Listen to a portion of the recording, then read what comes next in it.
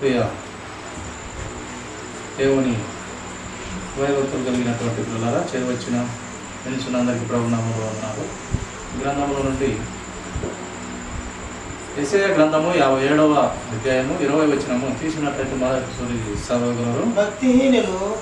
భక్తిహీనులు కదులుతున్న సముద్రం వంటి వారు అది నిమ్మలింపనేరదు, దాని జలములు బురదను మైలను పైకి వేయును. దుష్టులకు నెమ్మది ఉండదని నా దేవుడు సెలవిచ్చుచున్నాడు. చూడండి, దేవుని పిల్లలారా, భక్తిహీనుల గురించి ఇక్కడ భక్తుడు వ్రాయిస్తూ వచ్చినాడు. పరిశుద్ధాత్మ దేవుడు ఆలోచన ఇచ్చి, భక్తిహీనులు కదులుచున్న సముద్రం వంటి వారు, అది నిమ్మలింపనేరదు, దాని జలములు ఆ బురదను మైలను పైకి లేస్తూ ఉంటుంది పైకి. ఆ యొక్క బురద, ఆ యొక్క మైల, ఎక్కడెక్కడ చెత్త అంతా దాంట్లో వేస్తూ ఉంటారు. కనుక ఈ యొక్క దుష్టుడు లేక భక్తిహీనుడు ఆ యొక్క కదులుచున్న సముద్రం వంటి వారిని, సముద్రమును పోల్చి దేవుడు ఇక్కడ వ్రాయిస్తూ వచ్చినాడు. నిజంగా ఈ యొక్క సముద్రం అనేది దుష్టుని సంబంధమైనది, అలాగే దుష్టిని సంబంధమైనది, అలాగే భక్తిహీనులను ఈ సముద్రంతో పోల్చి దేవుడు ఇక్కడ వ్రాయిస్తూ వచ్చినాడు. ఈ యొక్క భక్తిహీనత, ఈ యొక్క సముద్రము నిజంగా పరలోక రాజ్యంలో కూడా ఈ యొక్క సముద్రం ఉండదని దేవుని వాక్యాలు తెలియపరుస్తూ ఉన్నాయి. నదులైతే, పారుచున్న నదులు అయితే, ఆ జీవజల నదులైతే ఉంటాయి, కానీ కదిలింపబడని సముద్రముగా అక్కడైతే ఉండదంట పిల్ల. నది అయితే ఉంటుంది, ఆ పక్క ఈ పక్క జీవ వృక్ష చెట్లు ఉంటాయి, అన్నీ ఉంటాయని రాయబడుతూ వచ్చినది. కానీ ఈ సముద్రం అయితే పరలోక రాజ్యంలో ఉండదు. ఎందుకంటే ఈ యొక్క సముద్రము దుష్టిని పోలి ఉంటుంది, అలాగే భక్తిహీనుని పోల్చి దేవుడు ఇక్కడ వ్రాయిస్తూ వచ్చినాడు. అంటే ఈ సముద్రంలో ప్రతి విధమైన కల్మషము చేర్చబడుతూ ఉంటుంది. ఆ యొక్క భక్తిహీనుల్లో కూడా కల్మషములు ఉన్నటువంటి ఆ యొక్క భక్తిహీనుని కూడా ఈ యొక్క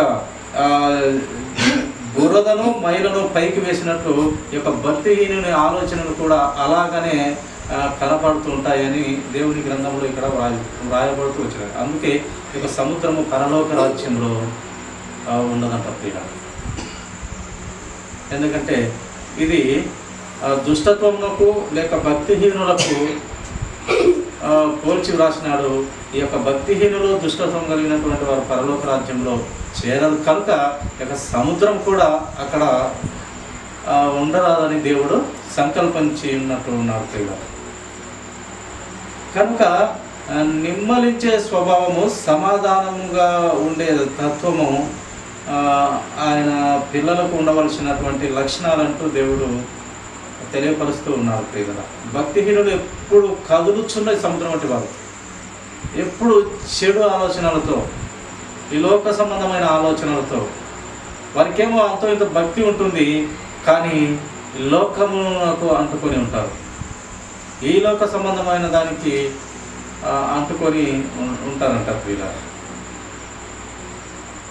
అందరము బలహీనమే, బుద్ధిహీనమే, ఎవరు మంచివారు లేరు, ఎవడు నీతిమంతుడు లేడు, ఒక్కడు లేడు. కానీ దేవుడు చూపించుతున్నటువంటి ఆ యొక్క కృపను పొందలేక మనము ఉన్నాం. ఆ కృప ఏంటంటే ఆయన ఇచ్చినటువంటి వరమైనటువంటి రక్షణ ప్రియుల. ఆ రక్షణ పొందుకుంటే ఈ యొక్క భక్తిహీనతను మనము జయించగలము, ఈ లోకాన్ని జయించగలము. ఈ యొక్క ప్రతి కల్మషంలో చేరేటువంటి ఈ యొక్క సముద్రం లాంటిగా మన జీవితాలు ఉండకుండా దేవుని వాక్యం మనము కాపాడుతూ వస్తుంది. కనుక ఈ యొక్క భక్తిహీనతలో ఉండకూడదు. అది ఎప్పుడు నిమ్మలింపనేరదు, ఎప్పుడు బురదను మైలను పైకి తేల్చేలా చేస్తూ ఉంటుంది ఈ యొక్క సముద్రం. అలాగే ఈ భక్తిహీనులలో అలానే ఆ యొక్క ఈలోక సంబంధమైనటువంటి పాపపు ఆలోచనలు, పలు విధమైన చెడు ఆలోచనలు కనపరుస్తూ ఉంటారంట ప్రియుల. కనుక అందుకే దుష్టులకు నెమ్మది ఉండదని నా దేవుడు సెలవిస్తున్నాడు అంటూ రాయబడుతున్న దుష్టులకు ఎప్పుడు చెడు ఆలోచన చేస్తే ఇరుగు వారి మీద కానీ పొరుగు వారి మీద కానీ సామాన్యమైనటువంటి మనుషుల మీద అయినా కూడా ఒక చెడు ఆలోచన కలిగినట్లయితే అది మనకు మంచిది కాదు. అది అటువంటి ఆలోచనలో ఉన్నటువంటి వారికి అంట ఏముండదు, నెమ్మది ఉండదంట. నెమ్మది, శాంతి, సమాధానము ఉండదు. ఎప్పుడైతే హృదయంలో లేక మన ఆలోచనలో తలలో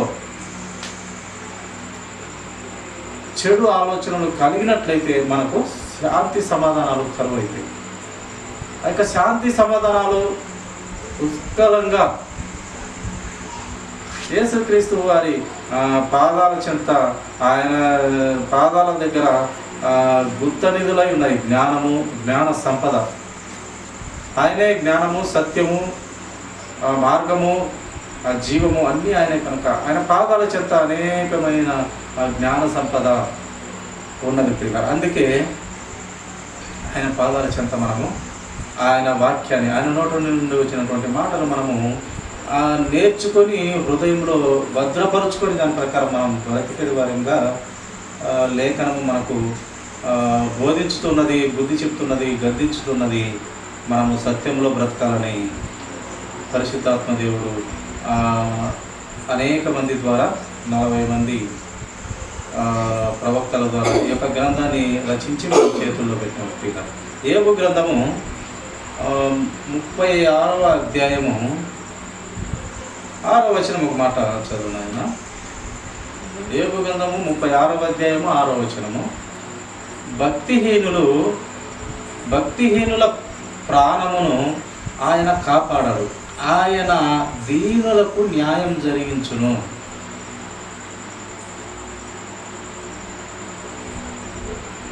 కనుక భక్తిహీనుల ప్రాణమునంట ఆయన కాపాడాలంట ప్రియుల. ఈ భక్తిహీనతలో ఉండకూడదని దేవుడు తెలియజేస్తున్నారు. భక్తి కలిగి ఉండాలి. దేవుని యందలి భయభక్తులు కలిగి ఉండుట జ్ఞానమునకు మూలమని దేవుని వాక్యం మనకు తెలియపరుస్తున్నారు. దేవుని యందలి భయభక్తులు కలిగి ఉండుట జ్ఞానమునకు మూలం.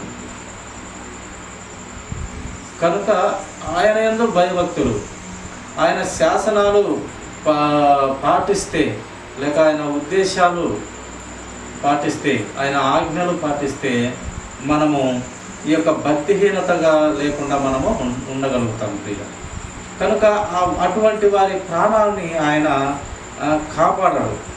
అందుకే ఒక మాట దేవుడు అంటాడు, మీకు ఆపద వచ్చినప్పుడు నేను నవ్వుతాను అని అంటాడు ప్రియ.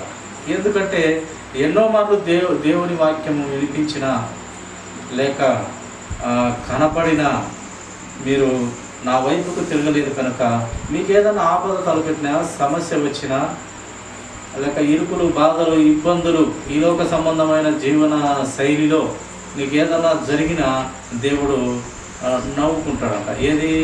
భక్తిహీనుని బట్టి, భక్తివంతుని బట్టి కాదు, భక్తిహీనతను బట్టి. ఎందుకంటే వాడు సామాన్యంగా నమ్మడు, ఎవరిని? దేవుణ్ణి నమ్మడు. వాక్యం అంతా తెలుసు మళ్ళీ, కానీ హృదయాన్ని దేవునికి సమర్పించుకోలేక ఈ లోకంతోనే ముడిపడి బ్రతుకుతూ ఉంటాడు. కనుక ఆపద వచ్చినప్పుడు దేవుడు హేళనగా నవ్వుతాడు. కనుక మనము భక్తి కలిగి ఉండట దేవుని జ్ఞానమునకు మూలం అన్నట్టుగా ఆయన జ్ఞానం పొందుకొని మనము దేవుని అందరి భయభక్తులు కలిగి ఉంటే మన జీవితాలకు చాలా శ్రేయస్కరమని దేవుని వాక్యము మనకు తెలియపరుస్తూ ఉన్నది. చూడండి, యెషయా గ్రంథము 55వ అధ్యాయము 7వ వచనం ఒక మాట చదువుకుందామండి. భక్తిహీనులు తమ మార్గమును విడువవలెను, దుష్టులు తమ తలంపులను మానవలెను. వారు యెహోవా వైపు తిరిగిన ఎడల ఆయన వారి యందు జాలిపడును. వారు మన దేవుని వైపు తిరిగిన ఎడల ఆయన బహుగా క్షమించును. చూడండి, భక్తిహీనత గురించి దేవుడు మంచి గొప్పదైన ఆలోచన కలిగి ఉన్నాడు. వారి మార్గములు విడవాలి. ఎవరు? భక్తిహీనులు. ఆ చెడు నడత, చెడు ఆలోచన, చెడు ప్రవర్తన, ఈ లోక సంబంధమైన ఆలోచనలు భక్తిహీనులలో ఉండకూడదు. అలాగే దుష్టులు తమ తలంపులను మానాలి. దుష్టులు అంటే ఆల్రెడీ చెడు తలంపులు కలిగి ఉంటారు. ఆ యొక్క చెడు తలంపులు మానాలి. యెహోవా వైపు తిరిగిన ఎడల, ఇవన్నీ మానివేసి సృష్టికర్త అయిన దేవుని వైపు తిరిగిన ఎడల లేక ఆకాశం పైన ఉన్న దేవుని వైపు చూస్తూ ఆయనకు మొరపెట్టిన ఎడల వారి యందు జాలి పడతాడంట. అప్పుడు జాలి పడతాడు దేవుడు. నా వైపు మీరు తిరిగితే నేను మీ వైపు తిరుగుదును అంటున్నాడు దేవుడు. కనుక ఎప్పుడైతే ఈ యొక్క చెడు నడతను వదులుకొని మనము నడుస్తామో, మళ్ళీ అనుకోవాలి మనం మాట, ఎవరు నీతిమంతులు లేరు. భక్తిహీనత అని మనము వాక్యాన్ని బట్టి మాట్లాడుతున్నాం, కానీ ఎవరు పరిశుద్ధులు లేరు, నీతిమంతులు లేరు, యథార్థవంతులు లేరు. కానీ ఆయన రక్తం ద్వారా కడగబడతామో పరిశుద్ధాత్మ దేవుడు వారిని కాపాడుతూ వస్తాడు. ఆలోచనలు ఏమో ఉంటాయి, ఎందుకంటే మనిషి బాల్యం నుండే చెడ్డవాడు కనుక బాల్యం నుండి వాని ఆలోచనలు చెడ్డవి. అలాగే మనం ఎంత నీతిగా ప్రవర్తించిన దేవుని దృష్టికేమో మురికి గుడ్డలే. అయినప్పటికీ ఆయన రక్తంలో కడగబడతాం కదా. ఆ కడగబడిన తర్వాత పరిశుద్ధాత్మ దేవుడు వరంగా మనకు హృదయంలోనికి వచ్చి పొరపాటు చేసినప్పుడు, తప్పు చేసినప్పుడు, తప్పుడు ఆలోచన వచ్చినప్పుడు పరిశుద్ధాత్మ దేవుడు మనకు సహాయం చేస్తాడు. ఇప్పుడు మనము నిలబెట్టడానికి ట్రై చేస్తాడు.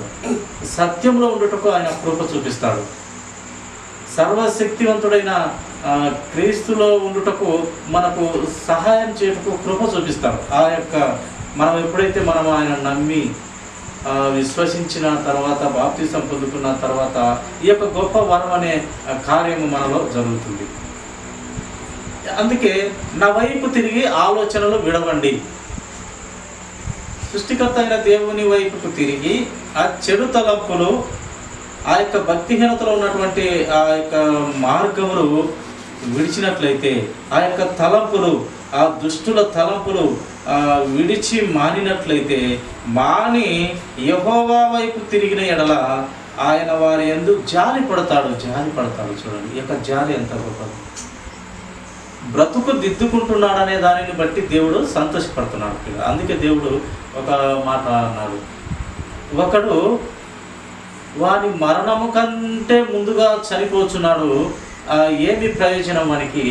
బ్రతుకు మార్చుకొని నా వైపుకు తిరిగితే లేదా ఆయుస్సు పెరుగుతుంది కదా, నేను ఇచ్చిన ఆయుస్సు కంటే ముందుగానే ఎందుకు చనిపోతున్నాడు అని దేవుని వాక్యం తెలియపరుస్తుంది. అంటే ఈ లోక సంబంధమైన విషయాలలో బానిసత్వం అయిపోతున్నాడు. ఎగ్జాంపుల్గా తీసుకుంటే సిగరెటు, బీడి, ఈ యొక్క మందు, ధూమపానము, మద్యపానము, ఇవి తీసుకుంటే దానికి బానిస అయిపోతే ఆ యొక్క ఆరోగ్యము చెడిపోతుంది, అనారోగ్యం అవుతుంది. ఈ యొక్క దేహంలో పార్ట్స్, అవయవాలు దెబ్బతినిపోతాయి. ప్రతిరోజు అదే అలవాటుగా బానిస అయిపోతే కొన్నాళ్ళకు ఆరోగ్యం దెబ్బతింటూ పోతుంది. కనుక వాటిని వదులుకున్నట్లయితే దేవుడు జాలి పడతాడు. అప్పుడు ఎప్పుడైతే వదులుకుంటావో నీకు ఆల్రెడీ ఆ యొక్క బానిసత్వంలో నుంచి బయటకు వచ్చిన వాడివే, నీకు అంతో ఇంత అనారోగ్యం ఉన్నప్పటికీ నీవు ఎప్పుడైతే దేవుని వైపుకు తిరుగుతావో, దేవుని దగ్గరకు రానికి ఇష్టపడతావో, నీకు ఆ ముందున్న అనారోగ్యత అంతా దేవుడు తీసివేయనికి సిద్ధ మనసు కలిగినటువంటి వాడు. అందుకే జాలిపడి ఆయన వారు మన దేవుని వైపు తిరిగిన ఎడల ఆయన బహుగా క్షమించు. జాలిపడి క్షమించి నీకు పరిశుద్ధత ఇస్తాడు, ఆరోగ్యం ఇస్తాడు. పిల్లలు, ఇది మట్టు గ్యారంటీ, నమ్మకం. ఆ నీతి కలిగిన దేవుడు, ఆ సత్యవంతుడైన దేవుడు అంతో ఇంతో మన అనారోగ్యతను కూడా తీసివేసే దేవుడు. పిల్లలు,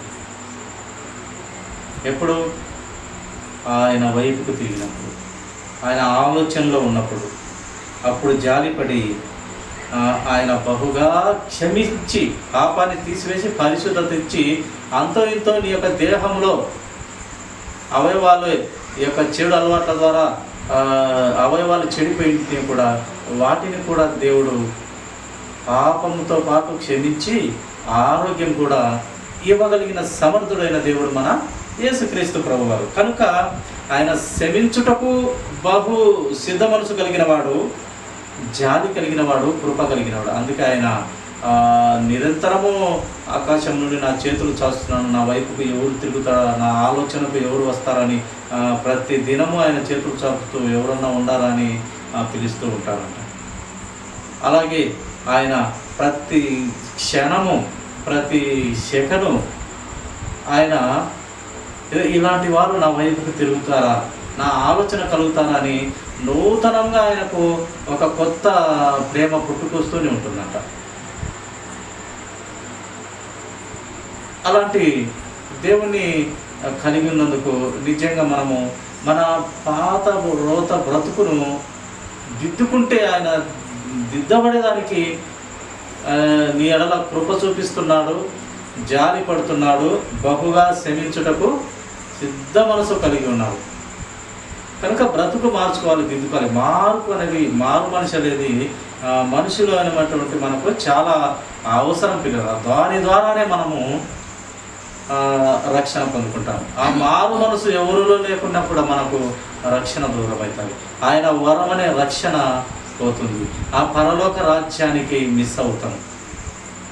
ఎప్పుడైతే దేవునికి దూరంగా బ్రతుకుతామో, దేవుని ఆలోచన లేకుండా బ్రతుకుతామో, మనకు ఈ లోక అపవాది అయిన తండ్రి అయినటువంటి వాడు సాతాను, ఆ యొక్క లూసిఫరు, ఆ యొక్క మహాఘట సర్పం అనేటువంటి అతను నిత్య నాశనానికి మనలను పిలుచుకొని పోతాడు. కనుక ఆ నిత్య నాశనంకి వెళ్లకుండా పరిశుద్ధుడైన దేవుళ్ళో మనం ఉండటకు దేవుడు కృప చూపిస్తాడు ప్రియులారా. అందుకు కాబట్టి మనము మారు మనసు కలిగి దేవుని వైపు తిరిగితే ఆయన జాలి పడతాడు, క్షమిస్తాడు, అలాగే ఆయన బహుగా సంతోషిస్తాడంట ప్రియులారా. చూడండి, ప్రసంగి గ్రంథము 8వ అధ్యాయం 13వ వచనము మాట చూస్తాము. భక్తిహీనులు దేవుని సన్నిధిని భయపడరు. చూడండి, భక్తిహీనులు అంట దేవుని సన్నిధి అంటేనే వాళ్ళు భయమే ఉండదంట ప్రియుల. దేవుని సన్నిధి అని కానీ దేవుని వాక్యం అని కానీ భయమే ఉండదంట. చూసుకుందాం, ఆ వయసు ఉంది, ఏదో ముసలితనంలో కట్టె చేతికి వచ్చినప్పుడు నమ్ముకుందాంలే అన్నట్టుగా ఉంటారో ఏమో తెలియదు. కానీ లేదంటే ఇంకా టైం ఉంది, ఇప్పుడు యవ్వనొస్తున్నాయి కదా, ముసలితనంలో దేవుని పోదాంలే, ఇప్పుడంతా ఈ లోక సంబంధమైన జీవితంలో ఎంజాయ్ చేస్తాం, బ్రతుకుతాము, సంతోషంగా ఉన్నాము, ఆనందంగా ఉన్నామని దేవుడు అట్టి ఆలోచనలో ఉంటారు. వారు భయపడరంట. అప్పుడు అలాంటి ఆలోచన కలిగి ఉన్నప్పుడు భయపడని వారిగా లేఖనంలో మనము చూస్తున్నాం. కనుక వారికి క్షేమము కలుగదనియు వారు నీడ వంటి దీర్ఘాయువును పొందలేకపోదురనియు నేను ఎరుగుదును అంటూ ప్రసంగి గ్రంథకర్త ఇక్కడ మనుషుల జీవన విధానాన్ని బట్టి ఆయన తెలుసుకున్నటువంటి సత్యాన్ని పరిశుద్ధాత్మ దేవుని ద్వారా వ్రాయిస్తూ వచ్చినాడు. ఈ భక్తిహీనులు దేవుని సన్నిధిలో భయపడరు, కనుక వారు క్షేమం కూడా వాళ్ళకి కలగదంట ప్రియుల. ఇది ప్రసంగి చెప్తున్నటువంటి మాటలు ప్రియుల. వారికి క్షేమం కలగదు, వారు నీడ వంటి దీర్ఘాయుస్సును కూడా పొందరంట ప్రియుల. ఎవరు? ఈ యొక్క భక్తిహీనులు. అంటే దీర్ఘాయు అంటే ఆ ముసలితనం వరకు వారు ఉండరు అంటూ వాక్యం రాయబడుతూ వచ్చినది.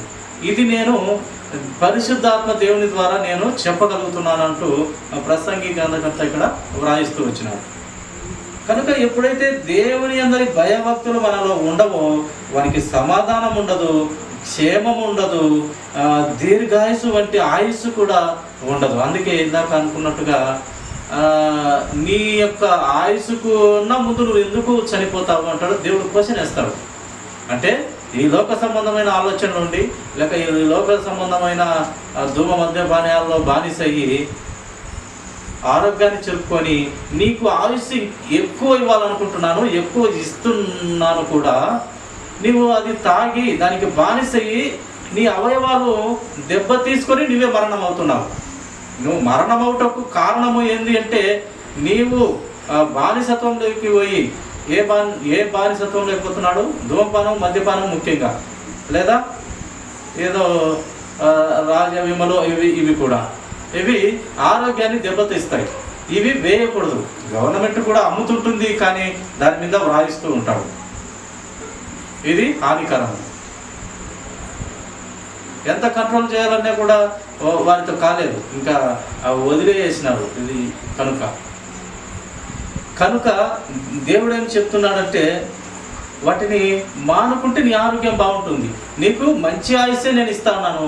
నీవు చేతులారా నీ ఆలోచన చొప్పున, దుష్టాలోచన చొప్పున నీవు దానిని తాగి లేక దానిని పొగ తాగి నీ ఆరోగ్యాన్ని చెప్పుకొని నేను ఎక్కువ ఆయుస్సు ఇవ్వాలనుకున్న నాకు నీవు ఆరోగ్యం చెప్పుకొని నువ్వు ముందుగా చనిపోతున్నావు ఎందుకు అని దేవుని క్వశ్చన్.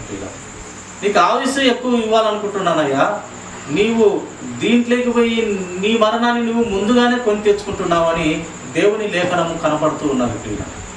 కనుక బుద్ధి కలిగి మార్పు కలిగి మారు మనసు మనిషిలో కలిగితేనే అతడు నిజంగా దీర్ఘాయువును పొందుకుంటాడు. లోకంలో బాధ్యత కలిగిన పౌరునిగా లేక తల్లిదండ్రులకు బాధ్యత కలిగిన ఒక కుమార్తె కుమారుడుగా, లోకంలో మర్యాద కలిగిన జీవితంగా ఈ లోకంలో ఉంటుంది, ఆ లోకంలో ఇంకా బాగుంటుంది పరలోక రాజ్యం. కనుక మార్పు కలిగి బ్రతుకు మార్చుకోవాలి, దిద్దుకోవాలి. చెడు వ్యసనాల నుండి లోక సంబంధమైన ఈ లోకాన్ని దేవుడు జయించినాడు కనుక ఈ లోక సంబంధమైనటువంటి నీవు నేను కూడా జయించాలని దేవుని ఆశ. ఎందుకు నీవు నేను జయించాలంటే ఆ పరిశుద్ధుడైన దేవుడు లోకాన్ని జయించినాడు. ఆయన పవిత్రుడు, నిష్కల్మషుడు, పాపులను చేరక ప్రత్యేకంగా ఉన్నటువంటి వాడు. ఆ రక్తానికి కల్మషమే లేదు.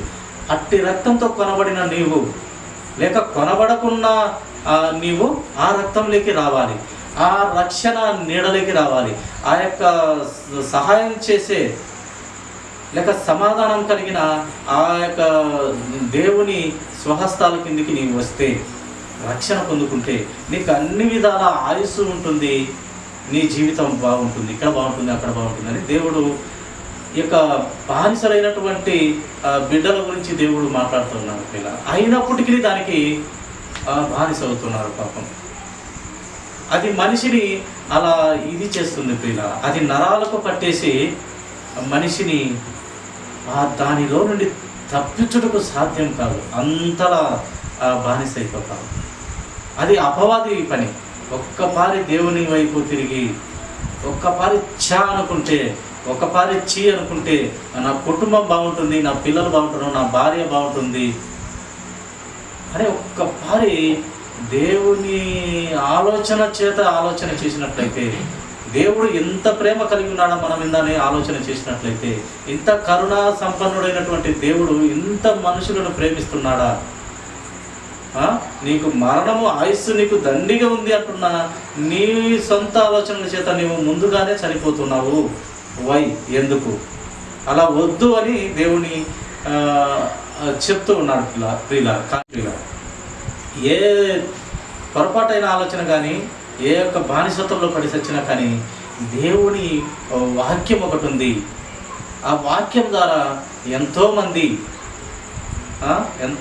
మారినారు, మార్పు కలిగినారు. దొంగలు మారినారు, నరహంతకులు మారినారు, ఇంకా ఎన్నో రోత జీవితంలో ఉన్నటువంటి బ్రతుకులో ఉన్నటువంటి జీవితాలు ఎంతోమంది దేవుని వాక్యం ద్వారా కట్టబడుతూ వచ్చినారు, బ్రతుకు దిద్దబడుతూ వచ్చినారు. దేవునిలో చక్కనైన బ్రతుకు ఎంతోమంది దేవుని కోసమే బ్రతుకుతూ ఉన్నారు. ఇప్పుడు చాలామంది మార్పు కలిగింది. ఆ మార్పు అందరిలో రావాలని దేవుడు కోరుతూ ఉన్నాడు ప్రియుల. కనుక అది భక్తిహీనతగా ఉంటే ఆయన సన్నిధిలో భయపడరు. కనుక వారికి క్షేమం కలుగుతుంది, వారి నీడ వంటి దీర్ఘాయువును పొందలేకపోదురని నేను కనుగొన్నాను, నేను ఎరుగుతూ ఉన్నాను, నేను ఎరుగుతును అంటూ ప్రసంగి కిందకంతా ఇక్కడ రాసినాను.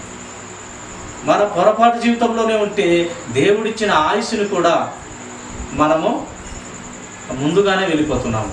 ఆయన నీవు మంచం వరకు లేక నీవు ముసలితనం వరకు ఉండాలని ఆయన అనుకుంటాడు.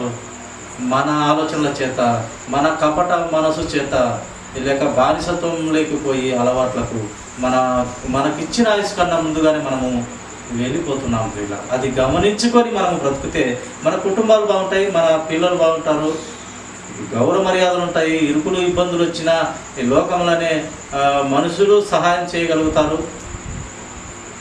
మంచివాడంటే సహాయం చేయగలుగుతారు కదా ఏదైనా ఇరుకు ఇబ్బందిలో.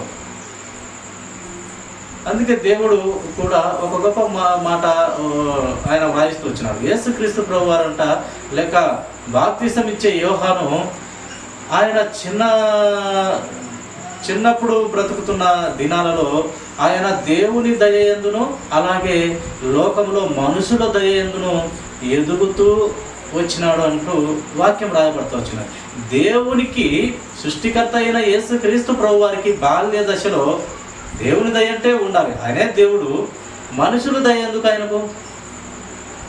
దేవుడైన వానికి మనుషుల దయ అవసరమే లేదు. కానీ వ్రాయబడుతూ వచ్చినది ఆ యొక్క సృష్టికర్త అయిన దేవుడు బాల్య దశలో దేవుని దయతోనూ అలాగే లోకంలో ఉన్న మనుషుల దయతోనూ ఆయన అభివృద్ధి పొందుతూ బలపడుతూ ఆయన జీవితము మెట్టుకు మెట్టు ఎదుగుతూ వచ్చినాడంట.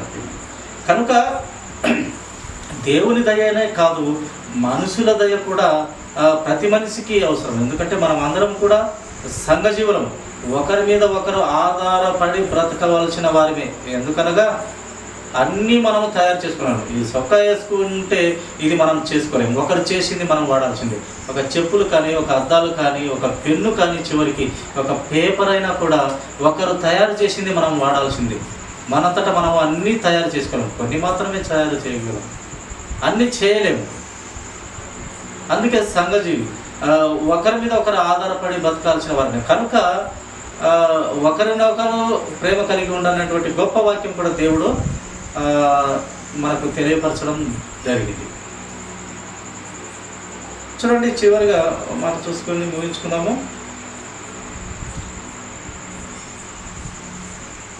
సామెతల గ్రంథము 24వ అధ్యాయము 16వ వచనము, నీతిమంతుడు 7 మారులు పడినను తిరిగి లేచును, ఆపత్కాలమునందు భక్తిహీనులు కూలుదురు.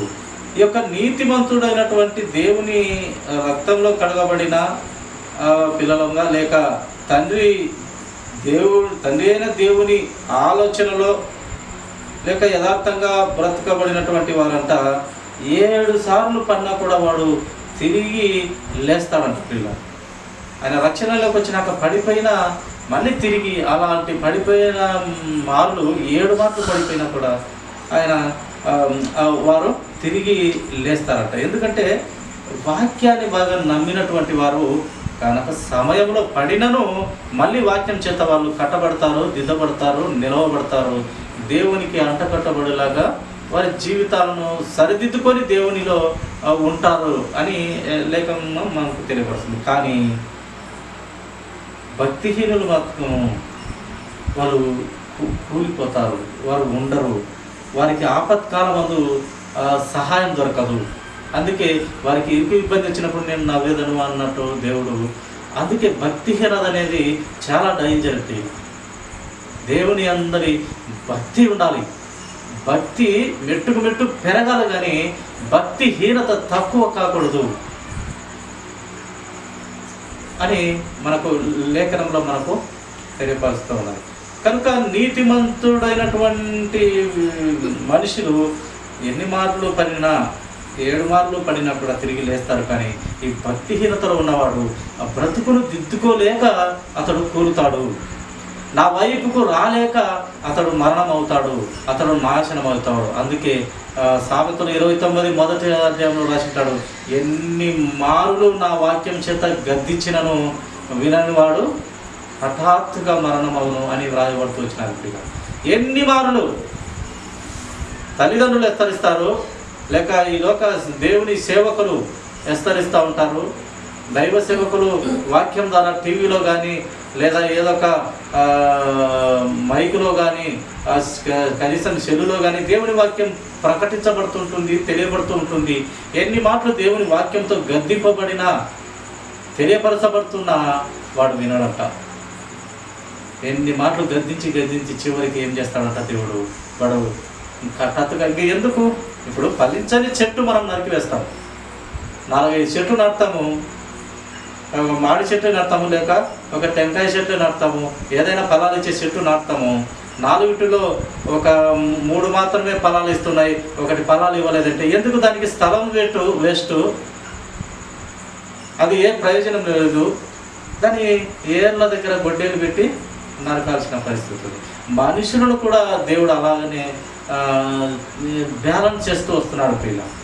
పని చెట్టు ఏ విధంగా నరకబడుతుందో, ఆయన ఇచ్చిన ఆత్మను పొందుకున్న మనమందరము కూడా ఆయన కోసం బ్రతకుంటే, ఆయన ఆలోచనలో బ్రతకుంటే, సత్యంలో బ్రతకుంటే, నీతిగా బ్రతకుంటే ఆయన శిక్షించే దేవుడుగా ఉన్నాడు. ఫలాలు లేవు, ఒక నీతి నిజాయితీ కలిగి బ్రతికే తత్వం లేదు. ఎప్పుడు భక్తిహీనతలోనే ఉంటే ఇంకా అది ఫలాలు లేని జీవితం అంటుంది. ఆ జీవితాన్ని దేవుడు అసహించుకొని ఒకనొక సమయం ఇస్తాడు, ఎన్నో మార్లు అవకాశాలు ఇస్తాడంట. ఇంకా వాడు మారడు అన్నప్పుడు వాడికి హఠాత్తుగా ఏ రకంగా హఠాత్తు అయిన మరణం వస్తుందో మనకు కూడా తెలియదు. అది దేవుని చిత్తం. కనుక భయము కలిగి దేవుని అంగీకరించాలి, తప్పదు. అంగీకరిస్తేనే మనము నిత్యరాజ్యంలో ఉంటాము. ఈ లోకంలో బాగుంటాము, ఆ లోకంలో బాగుంటాము. మన బ్రతుకు సరిలేదంటే ఈ లోకంలో మన చనిపోయిన తర్వాత కూడా మనల్ని వరస్ట్గా అనుకుంటారు, తప్పుడుగా మాట్లాడతారు. ఎందుకంత వచ్చిన దేవుని భయభక్తులు పెరిగితే మనము ఈ లోకంలో దీవెనకరంగా బ్రతుకుతాము, దేవుని దగ్గర ఇంకా దీవెనకరంగా, ఇంకా ఆయన బహుమతులు పొందుకొని బ్రతుకుతాం. కనుక దేవుని మాటలు లేక ఆయన వాక్యము, ఆయన కట్టడలు, ఆయన శాసనాలు, ఆయన న్యాయ విధులు మనం ఆలోచన చేసి ఆ బ్రతుకు దిద్దుకొని మారు మనసు కలిగి పాప క్షమాపణ నిమిత్తము మనము దేవుని రక్షణలోకి వెళ్ళాలి. బాప్తీసం పొందుకొని ఆయన రక్షణ పొందుకోవాలి.